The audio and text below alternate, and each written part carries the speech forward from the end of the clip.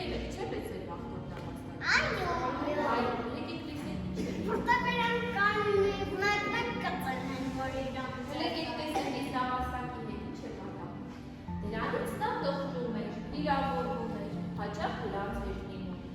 Երբ մենակ էր մնում, նա ուներ միայն մի ընկեր, Ոզնիկ։ Մի օր նրանք երկուսով գնացին խաղալու գետի մոտ։ Ամենից շատ նրանք սիրում էին իրար հետ բռնոցի խաղալ, վազելով փոքրիկ փայտե կամրջակի վրայով։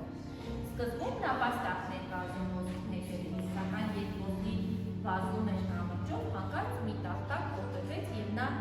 ընկավ գետը։ Ոզնին լողալ չգիտեր և սկսեց ջրի մեջ թափահարել օգնություն խնդրել։ Ոչինչից չեմ վախենում, ես լողալ գիտեմ և կփրկեմ Ոզնով իմ ընկերոջը։ Չմտածելով վտանգի մասին, նա նետվեց ջուրը, լողաց և դուրս բերեց Ոզնուն։ Ոզնին հրկված էր։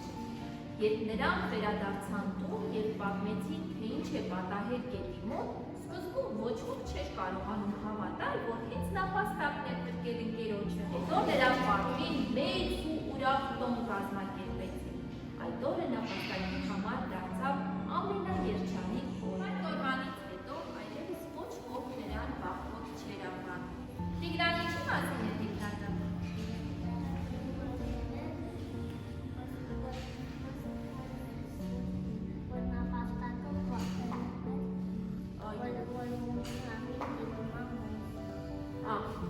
Նապաստակը ամեն ինչից վախենում է։ Իրականում մի քիչ վախկոտ է, բայց մի քիչ է որ իրեն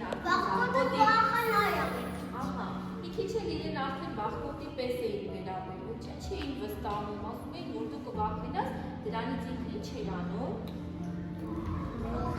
Տխրում էր, չէ՞։ Լաց էր լինում, այո,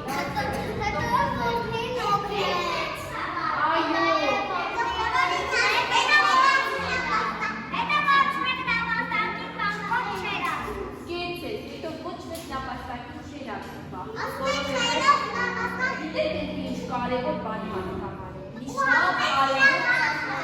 ապրեսոս է ու հաղթեց իր վախին, շատ լավ բան ասեց, ինքը հաղթեց իր վախին։ Գիտեք, նապաստակը կարող է մեզ համար օրինակ լինել, և երբեմն մենք մեր այն վախին, որ մտածում ենք բանհասկավարել է, կարող ենք ուղղակի հաղթել, չէ՞։ Մենք ավելի ուժեղ ենք, քան վախը։ Այո, ոչինչ, մոռանալ, անդեսել ու հաղթել ամենակարևորը։ Խաղալեք նապաստակի նման։ Վստահեք, որ դուք հաճախ նապաստակի նման ուժեղ, իզախ եք գտնվելու և ձեր ավելորդ վախերից ազատվելու եք հենց նապաստակի